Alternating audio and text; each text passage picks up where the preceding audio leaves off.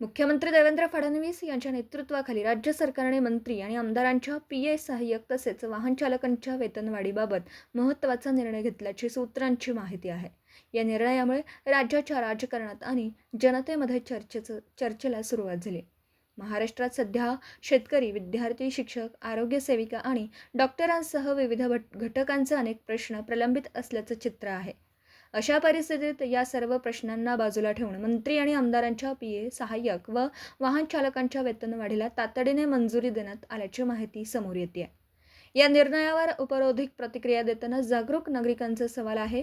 ज्यांना आपल्या मागण्यांसाठी आंदोलन, मोर्चे आणि उपोषण करावं लागतं, त्यांचे प्रश्न प्रलंबित असताना या मंडळींच्या वेतनवाढीसाठी आंदोलनाची गरज का पडली नाही?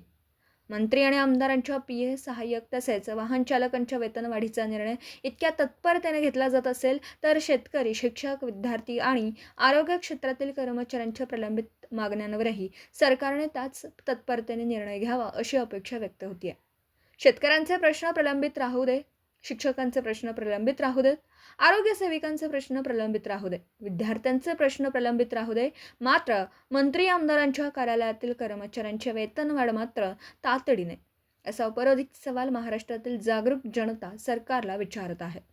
सरकारने या वेतनवाढीचा निर्णय नेमका कोणत्या कारणास्तव घेतला, त्यासाठी किती आर्थिक तरतूद करण्यात आली आणि राज्यातील इतर प्रलंबित प्रश्नांवर निर्णय घेण्यासाठी कोणती कार्यवाही सुरू आहे, याचा खुलासा जनतेसमोर करावा अशी मागणी होत आहे. वारे सरकार. जनतेच्या भाषेत सांगायचं झालं तर ज्यांना आंदोलन करण्याची वेळ आली नाही, त्यांची वेतनवाढ झाली आणि जे वर्षानुवर्ष आपल्या हक्कांसाठी संघर्ष करतात, त्यांचे प्रश्न अजूनही प्रलंबित आहेत. हीच आजच्या महाराष्ट्रातील जागरूक जनतेच्या चर्चेची बाब ठरत आहे. महाराष्ट्र जागरूक जनता, पत्रकार राजेंद्र शिंदे.